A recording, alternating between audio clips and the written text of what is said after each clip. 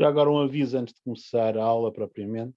Eu vou rever rapidamente o que fizemos na última aula antes de Páscoa. Pode estar assim um bocadinho esquecido, ok? Mas e só depois começarei a fazer coisas que são mesmo novas. Portanto, nós antes da Páscoa já vimos a motivação para a definição de derivada, vimos a definição de derivada, vimos que as aplicações lineares eram diferenciáveis e qual era a derivada, era a própria aplicação linear. Vimos que as constantes também eram diferenciáveis, a derivada era a aplicação linear nula. Mais é que vimos? Bom, chegámos a ver, usando a definição, que o produto x vezes y, portanto, uma função de R2 em R, vimos que era diferenciável, mas usando a definição. Okay? Agora temos que ver mais coisas, temos que perceber como é que descobrimos qual é a aplicação linear que é a derivada, quando a função for diferenciável, qual o seu significado e outras coisas desse género. Portanto, já temos alguma coisa sobre cálculo diferencial, vamos ver mais. Vou escrever aqui a definição, penso já escrever a definição de diferenciabilidade, mas isso é a revisão.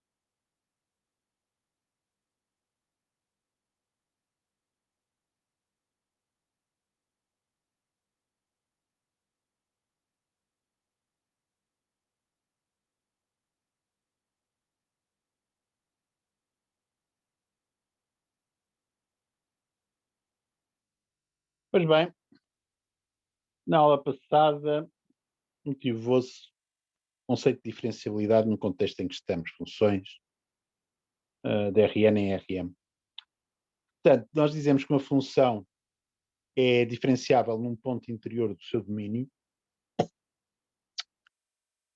Se existir uma aplicação linear de Rn em Rm, tal que se verifica esta condição envolvendo um limite. Esta condição,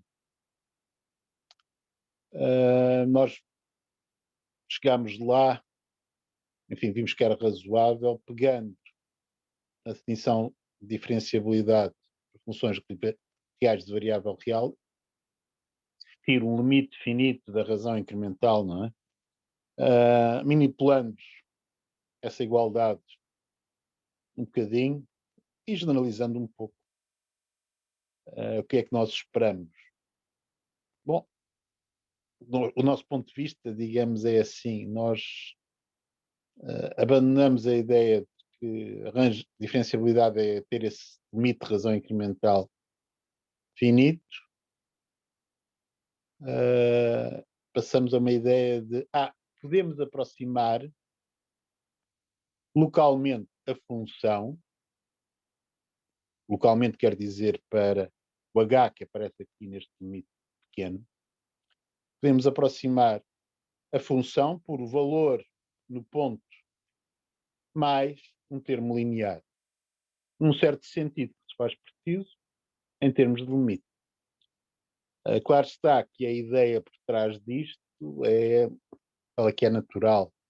Se pensarem numa função de duas variáveis com valores em R, portanto n igual a 2, m igual a 1, nessa situação, aquela ideia de reta tangente ao gráfico para tínhamos só as funções reais de variável real, seria substituída por arranjar um plano tangente ao gráfico de alguma forma, e é para aí que esta definição nos vai levar.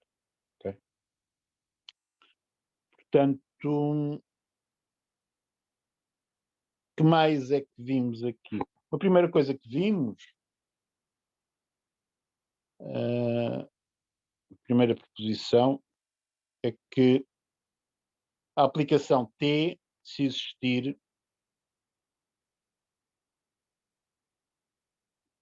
é única.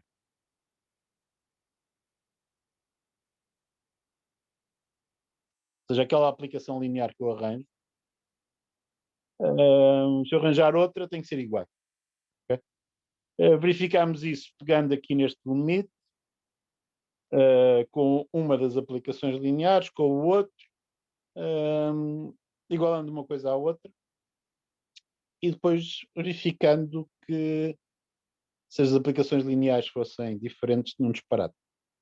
Ou seja, não conseguia que o limite fosse zero dessa diferença. Okay? Portanto, a partir daí, portanto, isto está visto, não é? A partir daí, definimos a derivada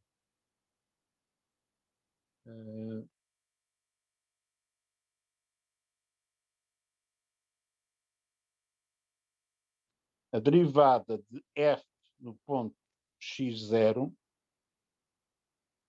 como sendo igual à aplicação linear t que aparece naquela definição. Okay? Portanto, chama-se a isto, temos aqui, derivada de f em x0. E é uma aplicação linear. Okay?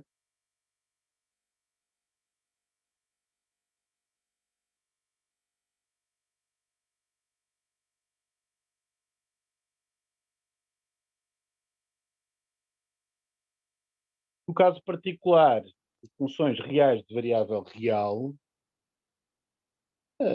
que é que isto me dá? Dá a aplicação linear de R em R, que simplesmente é a multiplicação pelo valor da derivada no ponto, no nosso sentido antigo. Okay? Portanto, se faz sentido. Se por acaso vocês virem o que é que acontece com esta definição quando n e m são iguais a 1, rapidamente deste limite que aqui está, vocês obtêm a definição usual. Okay? Bom, mais aqui há a dizer.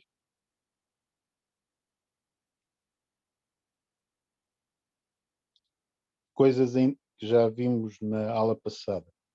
Portanto, vimos algumas proposições simples.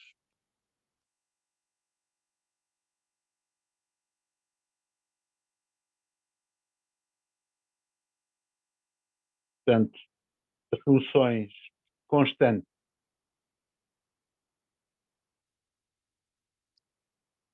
são diferenciáveis, toda a parte.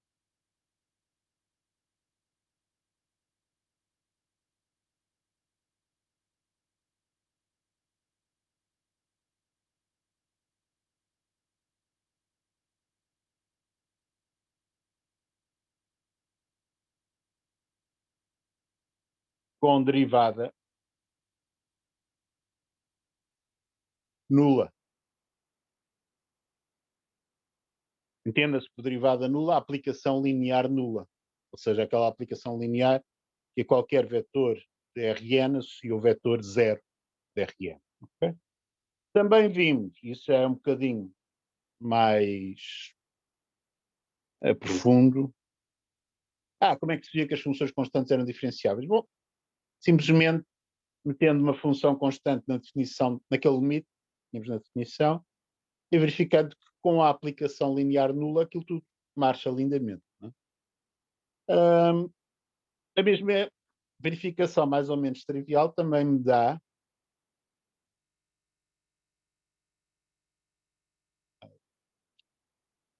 que as aplicações lineares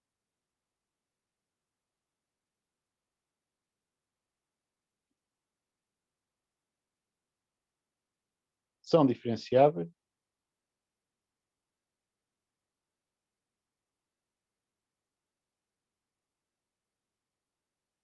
e a sua derivada é ela própria.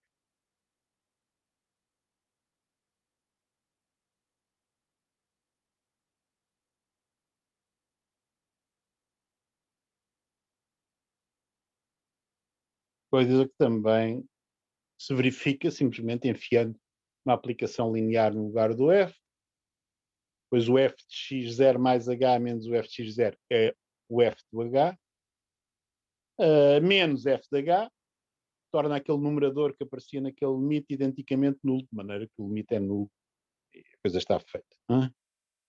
Notem que, no caso particular de funções reais de variável real, portanto, as aplicações lineares nesse contexto são as multiplicações por constantes. Ok? Portanto, aquelas funções que a cada x real associa cx para um certo c.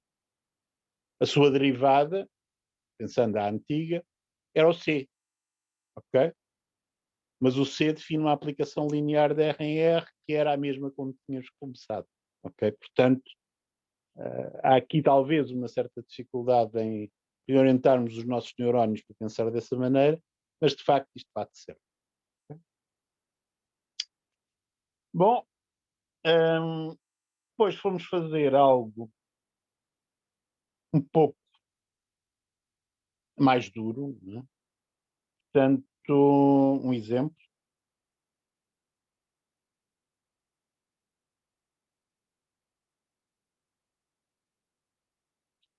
Consideramos f de R2 em R, definida por f de x, y igual a x vezes y. Ok? E fui tentar descobrir, usando a definição, qual era a derivada desta função, se existia, se a função era diferenciável, e a nossa conclusão foi f é diferenciável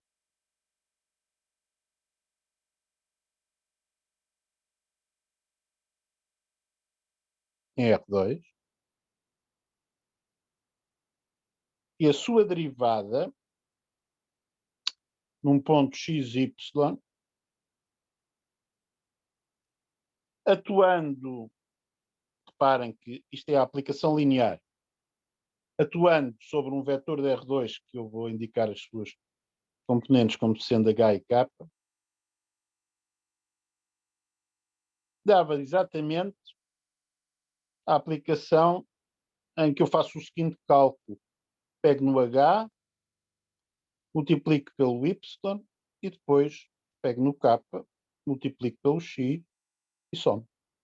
Okay? Era esta a aplicação linear que eu descobri fazendo as continhas. Não eram difíceis. A coisa que se pode escrever, se vocês quiserem usar notação matricial, como produto da matriz de linha, cujas componentes são y e x, pela matriz coluna, cujas componentes são h e k. Okay? Isto para vocês pensarem um bocadinho em termos de aplicações lineares que são representáveis por matrizes. Certo? Porque é que isso quer dizer? Que dada uma aplicação linear, de Rn em Rm, vocês arranjam m vezes n números, definindo uma matriz, com um número de linhas e colunas adequado, que vos permite fazer as contas para calcular de acordo com a álgebra de matrizes. Portanto, coisas que vocês estão fartos de saber, já fizeram álgebra linear, com certeza. Bom, mas agora eu tenho um problema, não é? O que eu gostaria de saber era, dada uma função,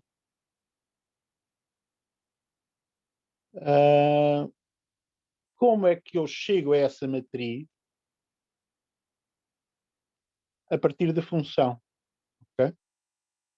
Portanto, aqui nós usamos a definição neste exemplozinho e deu algum trabalho. Como é que em geral eu faço isso de uma maneira que seja sistemática e fácil lidar com ela? Então, esse é o nosso primeiro resultado importante de hoje. Portanto, a partir de agora já estou a falar de coisas novas mesmo.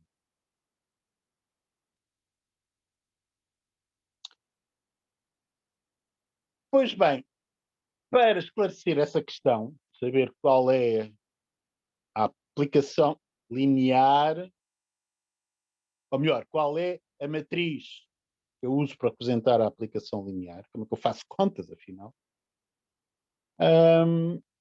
nós vamos recordar uma ideia sobre continuidade de limites muito simples que nós já usamos. Okay? Vocês sabiam o seguinte sobre funções contínuas. Portanto, relembrando,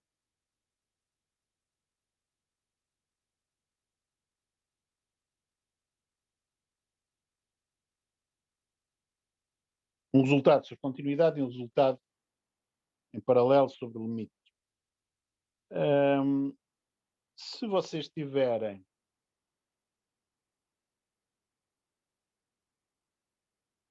a função f com certo domínio A em Rn, com valores em Rn, contínua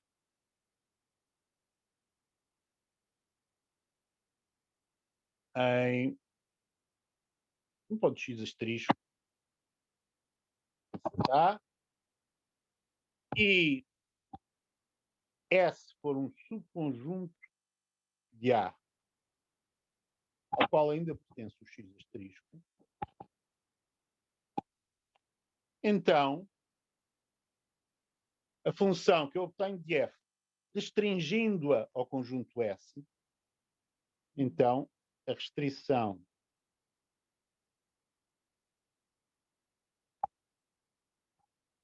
de f a S ainda é contínua em x asterisco.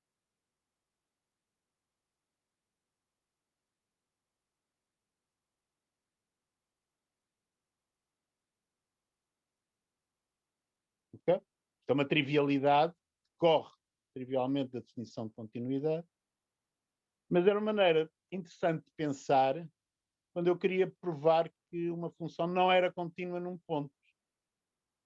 Porque olhava para a função, restringia, sei lá, uma reta passando pelo ponto. Se essa restrição à reta fosse obviamente não contínua no ponto, então a função original de certeza que não era contínua.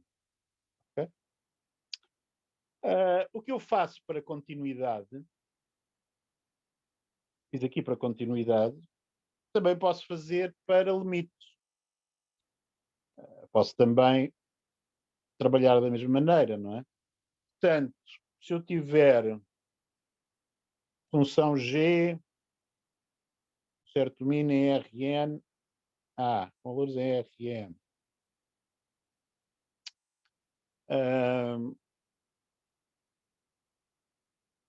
Com x asterisco, um ponto aderente ao conjunto A. Lembre-se que isto é o fecho ou aderência do conjunto A. Tal que existe o limite quando x tende para x asterisco g de x, e tiver um subconjunto de A, S, com x asterisco ainda aderente ao S, então nós sabemos da relação entre limite e continuidade, funciona aquilo que estamos à espera, não é? Então, o limite quando x tende para x asterisco com x restrito ao conjunto S, do G, também existe.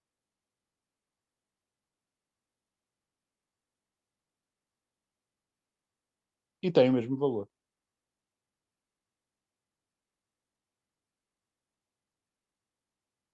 Okay?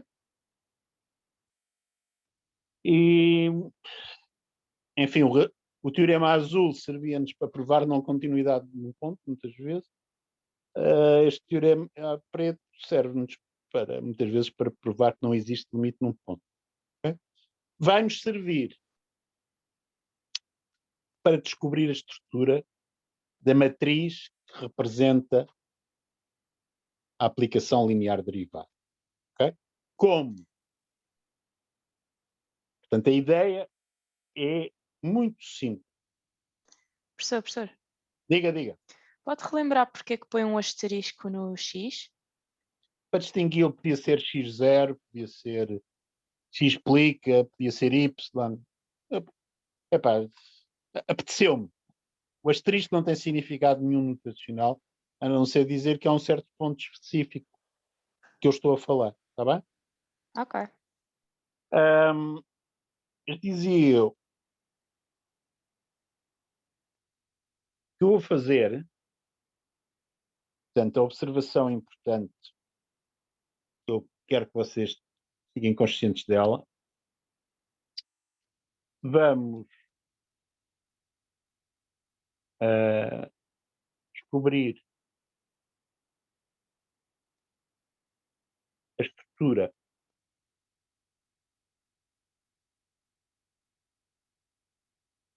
da matriz representando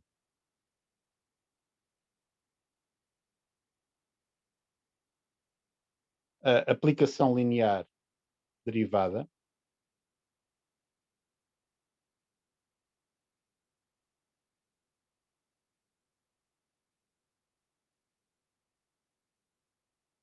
Simplesmente pegando no limite que aparece na definição de diferenciabilidade, restrito a uma reta passando pelo ponto.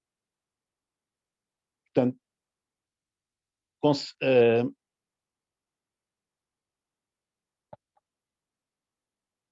considerando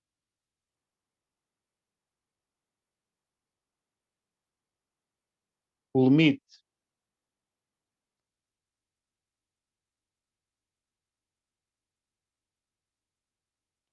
na definição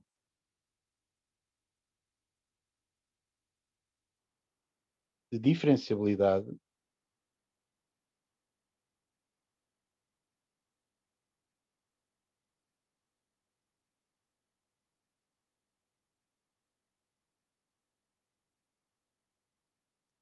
estrito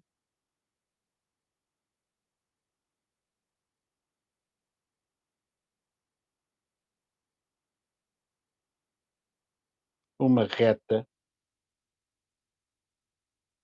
passando pelo ponto.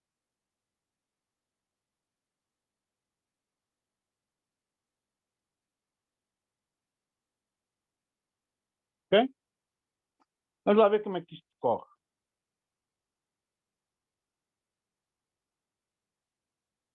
Portanto, suponha-se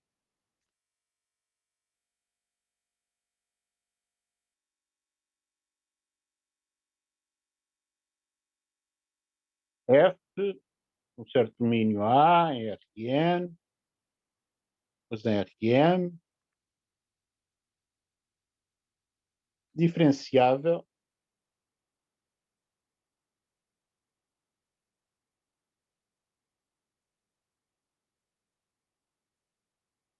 um certo ponto, desta vez chamo-lhe x de índice 0. Ok? Pertencente ao interior da A. E agora,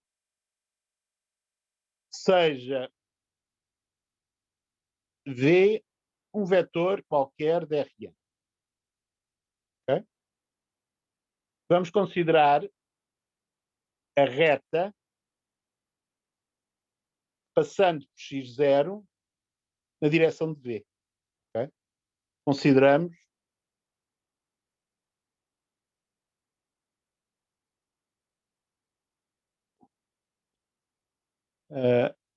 a chamar a essa reta, enfim, por analogia com a notação que eu usei para trás, chamar-lhe S, conjunto dos pontos x0 mais tv, acho que t é um número real. Vocês sabem que isto, a reta passando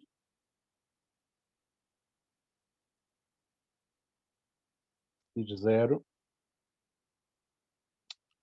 na direção v.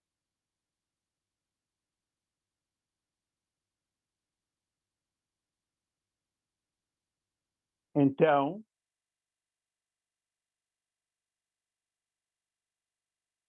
como eu estou a supor que f é diferenciável, existe o limite quando h tende para 0, mas agora, bom, para descrever isso primeiro, repetir-me um bocadinho, f de x0 mais h menos f de x0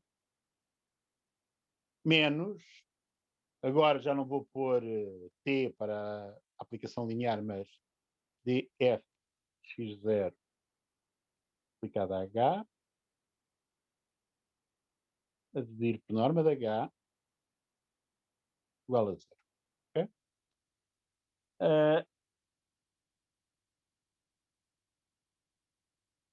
Mas, agora, restringindo os h's não a vetores quaisquer da Rn, mas aos vetores da forma, eu vou fazer é considerar h igual a t vezes v, certo?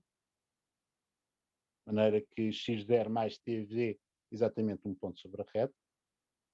Como é que eu faço o h tender para 0? Bom, como o v está fixado, é o t tende para 0. Portanto, a informação que eu vou obter vai ser que o limite, quando t tende para 0,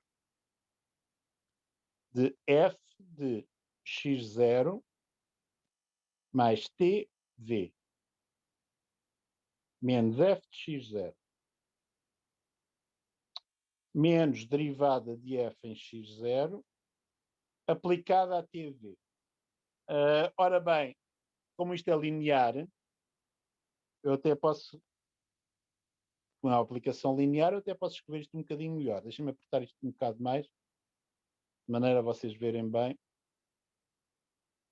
Setor, só uma pergunta. Eu já tenho esta dúvida há um bocado e acho que não sou o único, mas eu confundo um bocado. O que é que significa a seta por cima, por exemplo, do H e do 0? São vetores, simplesmente. São vetores? Ok. Ok, mais nada. Ok, breve. Já. Eu podia não pôr, não é? Mas seria mais confuso. Uma pergunta. Diga. Isto aqui funciona, mas não prova que é diferenciável, correto? Não, eu estou a supor que é diferenciado. Portanto, eu quero Pois, achar a pois, estrutura da matriz, porque se supondo for, que já o sei, de resultado vai alguma ser maneira, este. que a função é diferenciável num ponto. Porque depois o que se vai passar é o seguinte: a sua dúvida tem toda a razão. Como eu sei que, de certeza, aquela aplicação linear, se existir, tem que ter uma certa forma, o que eu depois posso fazer a seguir é testar no limite para ver se, de facto, aquilo funciona. Ok? E depois lá funciona ou não funciona. Pois, ok. Obrigado, Sr. Portanto, vai ser essa a ideia. Portanto, eu simplesmente pus aqui na parcela final, na parte linear, pus o T para fora, porque é um escalar. E fico com isto. Okay? A dividir por norma de TV, mas norma de TV vai ser modo de T vezes a norma de V. Reparem que o V está fixo. Este limite vai ser igual a zero. Okay? Este limite ser igual a zero, como aquele V. Já agora, o V ser nulo não tem interesse absolutamente nenhum, não é? Portanto, eu devia ter posto lá em cima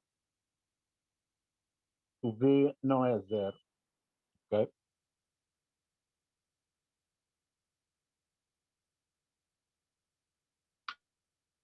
Professor, Sim, estes limites têm valor vetorial. sim, exatamente. Pode meter aí a barra. Portanto, aquele zero que eu estou a pôr do lado direito é um zero vetor, mas eu não lhe ponho a barrinha por cima. O zero vetor vai ser zero, simplesmente, menos uma barrinha, está bem? Mas dizia eu, agora, o que é que eu posso tirar daqui? Reparem que na parcela linear a dividir por modo de T a norma de V, se vocês olharem para T a tender para zero, valores positivos e negativos, acabam por descobrir que temos o seguinte. Portanto, considerem separadamente T positivo e T negativo, conseguem ter a seguinte conclusão. O limite, quando T tende para zero, de f de x0 mais tv menos f de x0, a dividir por t, portanto, o que eu estou a dizer, considerar t positivos e t negativos, é exatamente para poder tirar aquele módulo, vocês descobrem que isto tem que ser igual à derivada de f em x0 aplicada ao vetor v. Ok? Porque há um t sobre o módulo t do lado direito, simplificando da maneira que vocês estão a pensar, conseguem chegar a isto. Okay? Portanto, acabamos de descobrir que eu tenho aqui um limite daquilo que é uma razão incremental, não é? Que é exatamente igual ao valor da derivada a atuar sobre o vetor v. Okay? Em particular, vocês podem pensar que v é um vetor unitário da base canónica da Rn.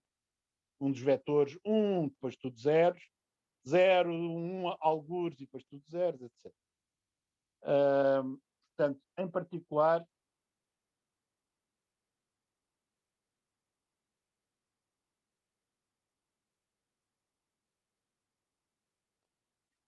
podemos considerar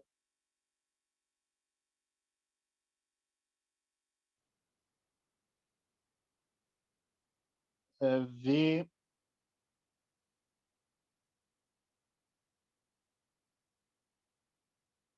igual a um dos vetores da base canónica, eu pus ali E em si,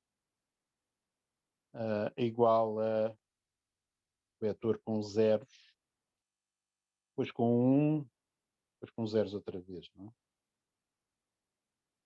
um vetor da base canónica da Rn. Okay? O que é que isto estabelece? Bom, vou precisar de fazer duas definições e tenho o que quero.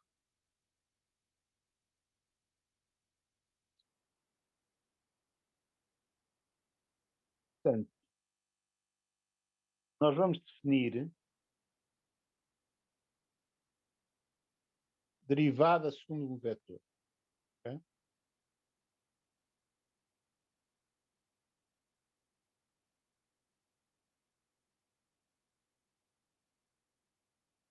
Reparem que isto não é a derivada da função. A derivada da função num ponto é a aplicação linear, etc. Não é? Às vezes chamamos essa derivada total, para distinguir de derivadas que vamos introduzir agora, que têm menos informação. Derivada segundo um vetor, portanto, se vocês tiverem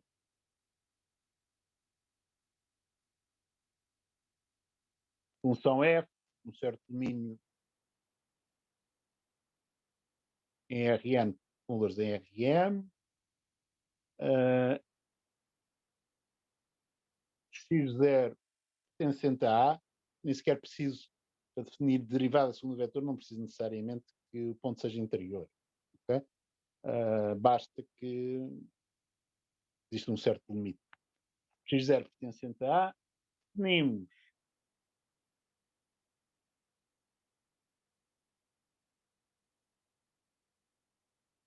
a derivada de f em x0 segundo um vetor v Rn, mas não nulo, não é? Vetor nulo nesta história não tem muito pouco interesse. Como sendo aquele limite onde chegámos há pouco.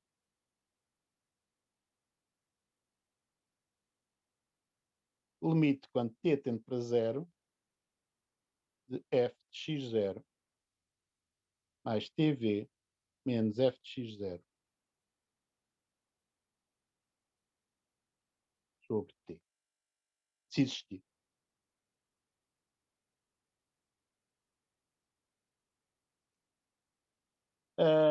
Bom, além disso,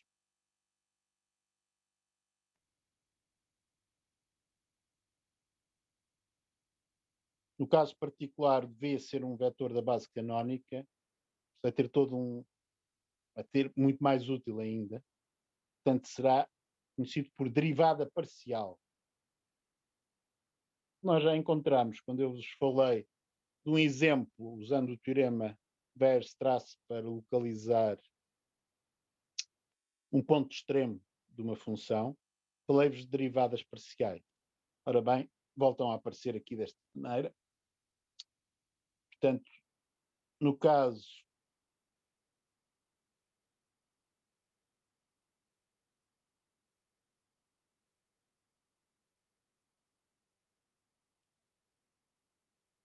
em que V é um vetor da base canónica,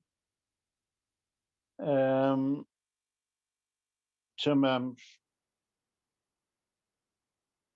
derivada parcial, chamamos a derivada a derivada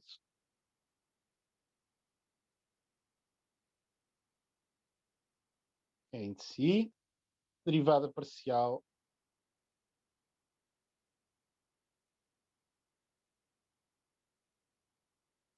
de f em ordem à iésima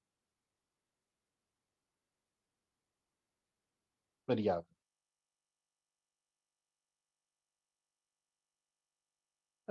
Já veremos notação para estas duas coisas e exemplos.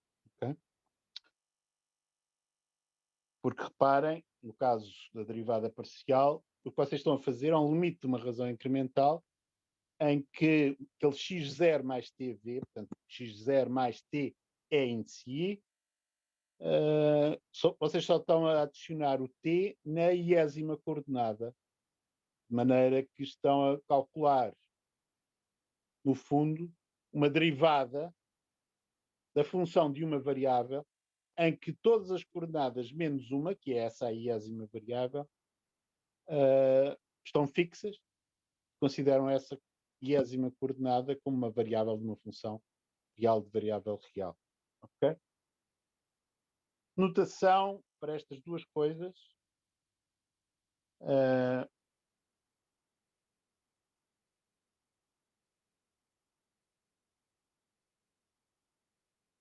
A derivada segundo o vetor V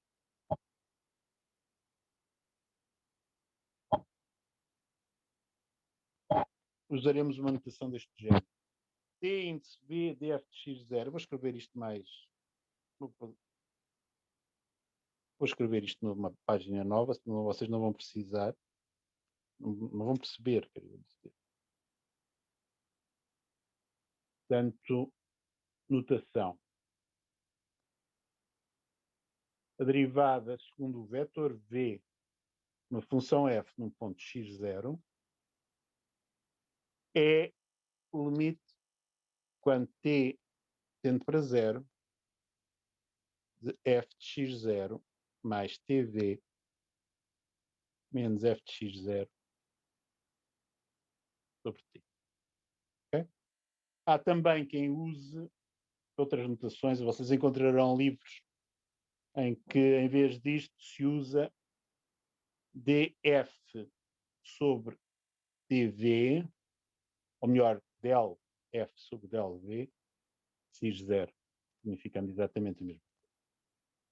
Okay?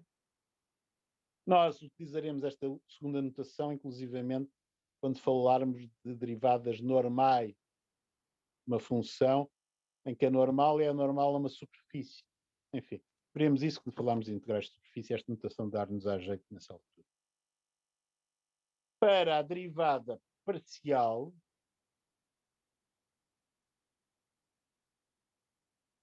nós usaremos df del f sobre del xi, significando o limite quando t tende para zero.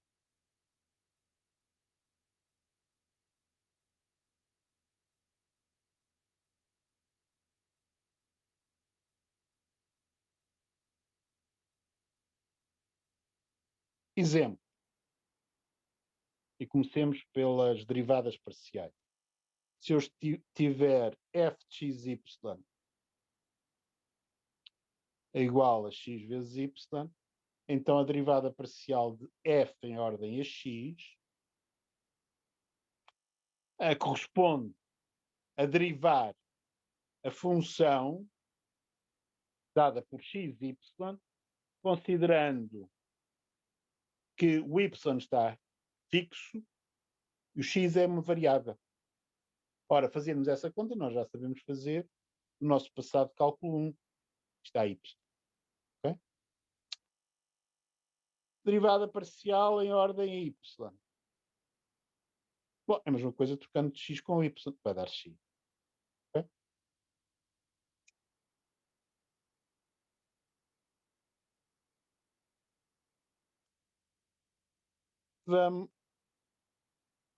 O que é que nós ficámos a saber no caso da função ser diferenciada? Portanto, o teorema me vai dar informação sobre a estrutura da matriz representando a aplicação linear derivada.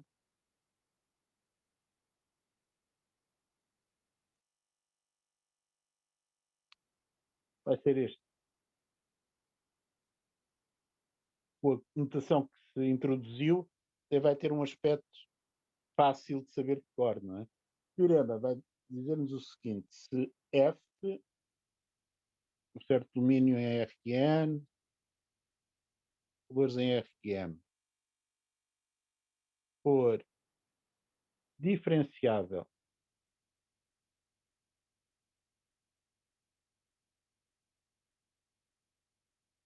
em x0 do interior de A, então todas as derivadas segundo vetor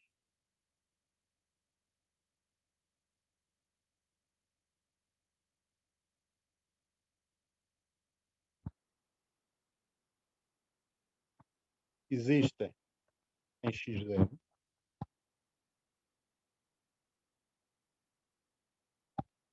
e a derivada de f, derivada total de f em x0 aplicada a um vetor v vai ser simplesmente a derivada dirigida segundo o vetor v de f em x0. Okay? Reparem que é fácil lembrarmos disto. Além disso, a derivada de f em x0 aplicada a um vetor da base canónica vai dar a derivada parcial de f em ordem a x e calculada no ponto x0. Okay? Bom, e agora vou precisar da vossa álgebra linear. Okay?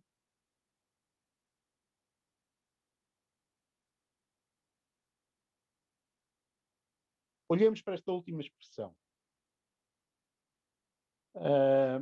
e pensemos em termos de matrizes. Para já vamos chamar qualquer coisa. Setor, desculpe interrompê-lo. Sim. XI é uma variável? O que é que XI é? XI vai ser, portanto, um vetor x terá coordenadas x1 até xn.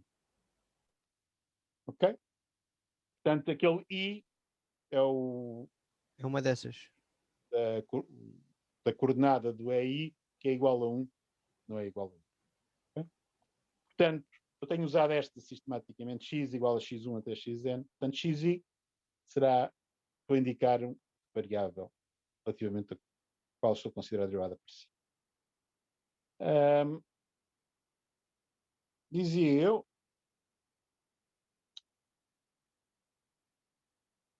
vamos chamar qualquer coisa à matriz representando a aplicação linear derivada de f num certo ponto de x0. Vamos chamar-lhe matriz jacobiana. Portanto, convém chamar alguma coisa, senão estamos sempre a dizer uma frase muito comprida. Portanto, definição de matriz jacobiana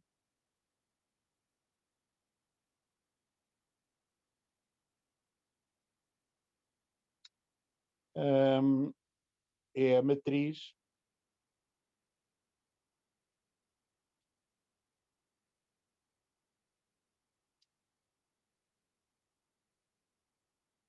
representando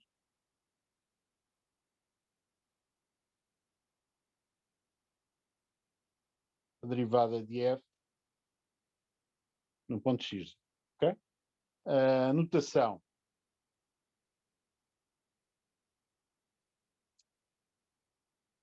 costuma-se por um J de jacobiano,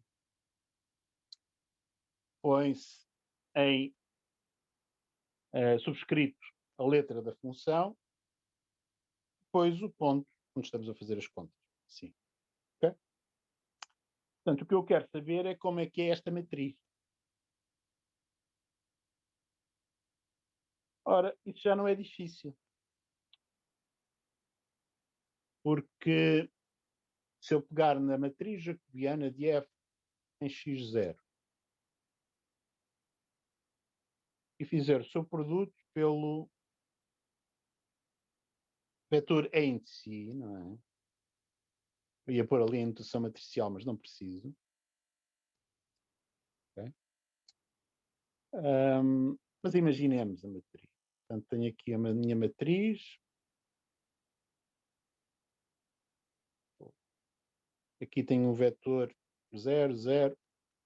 Tenho 1 algures, depois mais 0, não é? Portanto, aqui tenho a iésima linha, certo? O que é que dá aquela conta? Bom, o que vai dar este produto, portanto, esta matriz vai ter várias colunas, não é? Até sabem qual é o número de colunas. Número de colunas é exatamente n colunas.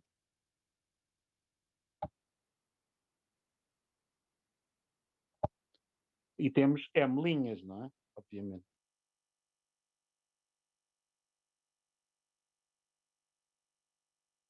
Okay? Quando faço o produto por uma matriz coluna que só tem um 1, tudo o resto é 0, o que é que me vai acontecer? O que vai acontecer é que o resultado vai ser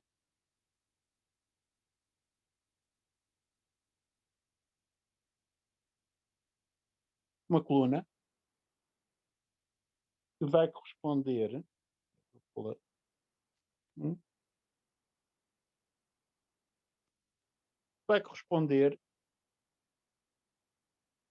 à iésima coluna da matriz. Certo? Okay? Portanto, isto é a iésima coluna da matriz. Portanto, a estrutura da matriz jacobiana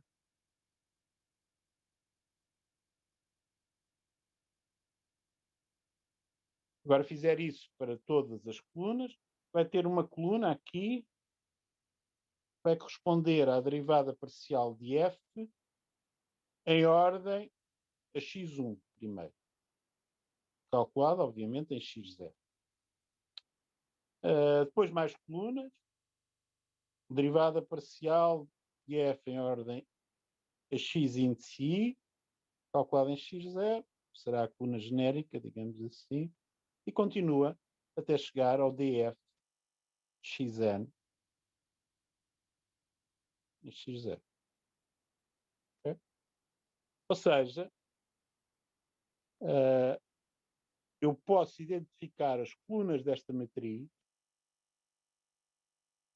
com os vetores que correspondem às derivadas parciais da função. Okay? Portanto, derivadas parciais são colunas da matriz jacobiana. Okay? Reparem que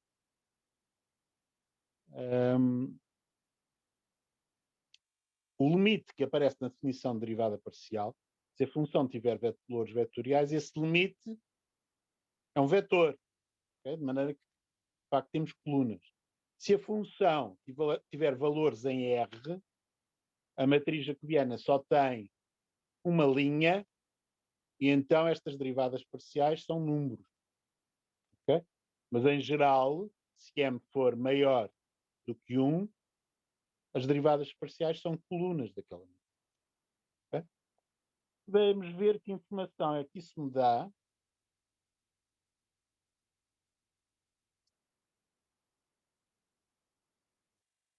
Naquele exemplo trivialzinho que já consideramos, não é? Portanto, se eu tiver f de xy é igual a x vezes y, eu tinha descoberto que df dx era y, df dy era x, e, portanto, a matriz jacobiana deste f, um ponto xy, é muito simplesmente esta matriz com um y na primeira coluna, um x na segunda coluna, e só com uma linha. Okay? Portanto, o número de linhas corresponde à dimensão do espaço de chegada, o número de colunas à dimensão do espaço de partida, duas neste caso. Okay? Portanto, vocês estão a ver, portanto, isto é a mesma coisa que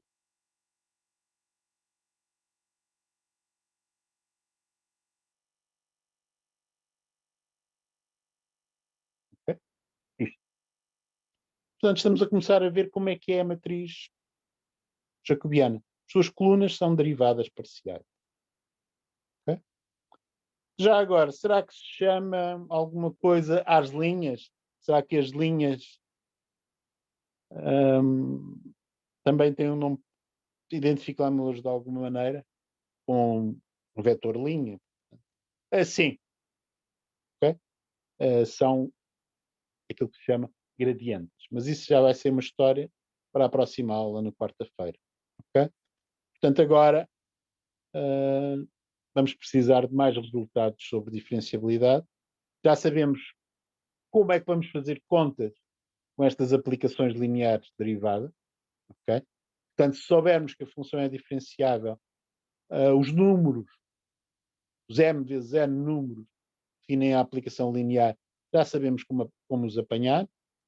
E agora vamos ver consequências disto. Ok? Portanto, até quarta. Se tiver questões, ponham-nos agora. Diga. Uma questão. Isto agora fez-me lembrar no primeiro texto do curso, em RN, na aba subconjuntos. No final há um exercício que é: verifica a partir da definição de rotação que todas as rotações no plano são representadas por matrizes reais 2x2. Sim. E depois dão-nos essa matriz, não sei se você se lembra qual é, é cosseno. Isso tem alguma coisa a ver com isto ou não? Não, porque isso é mesmo, ou melhor, se você considerar a rotação, uma rotação como uma aplicação de R2 em R2, tem uma aplicação linear representada por uma certa matriz, a sua derivada é ela própria. Okay? Mas aí é simplesmente sabermos, portanto, esse exercício acaba por ser, a resolução dele é simplesmente uma coisa que você construir, é um argumento com o seno e o seno da soma e fazer uma figurinha do que é uma rotação. Pá. Portanto, alguma trigonometria elementar, mais nada. Okay? Portanto, o objetivo desse exercício é que você faça essas contas. Ou seja, pegar, vou fazer aqui uma. Já.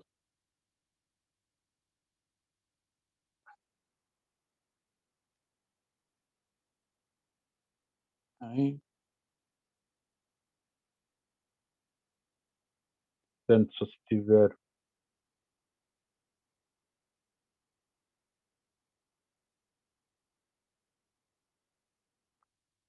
um ponto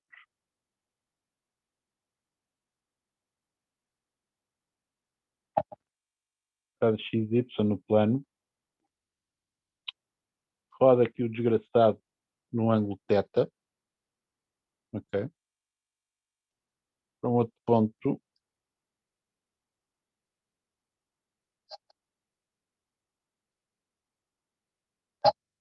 chamado coordenadas U e V, ok? Portanto, supondo que o ângulo aqui, este ângulo é θ, ok?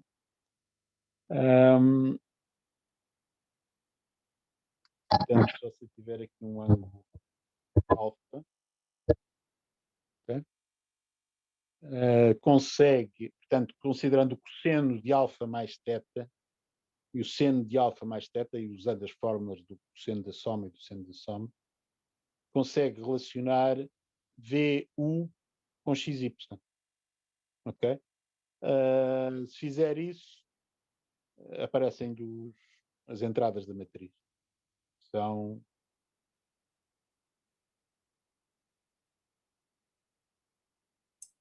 Pois, a questão veio, é que eu depois fui investigar um pouco mais e para R3 e acho que eles usaram o conceito de derivada e se calhar tem a ver com isso. Mas, se calhar posso ter visto mal, já não me lembro bem. Eles quem? Vi num texto de uma universidade, ok. não me lembro qual era sequer, sinceramente. Está bem. Ok, se quiser, num horário de dúvidas, podemos falar mais longamente sobre isso. Está certo, ok, obrigado. Ok? Mas esse exercício que está na ficha é só para fazer isto, para você se convencer facto a rotação é representada por esta linha. Tá bom? Ok. Se eu tenho uma Mais alguém? dúvida. Eu tenho uma dúvida. Diga. Tenho uma dúvida. Na matriz jacobiana, se o espaço de chegada fosse de dimensão 3, por Sim. exemplo, se tivesse ali um Z, como é que seria a outra linha X, da Y, matriz? Z. Então a matriz jacobiana de G, um ponto x, y, z, tem o dg dx, dg dy e o dg dz. Ok, só aumenta. Então, como é que o espaço de chegada é o que influencia as linhas, não é? Assim, o de chegada. O espaço de chegada determina as linhas, exatamente. É que eu mesmo no exemplo que o setor deu logo ao início a explicar a definição de matriz jacobiana, eu não entendi como é que pode ter mais do que. Não. Como é que é escrita da segunda linha? Como tem segunda linha, considere, por exemplo, dou-lhe um exemplo já. Suponha que tem H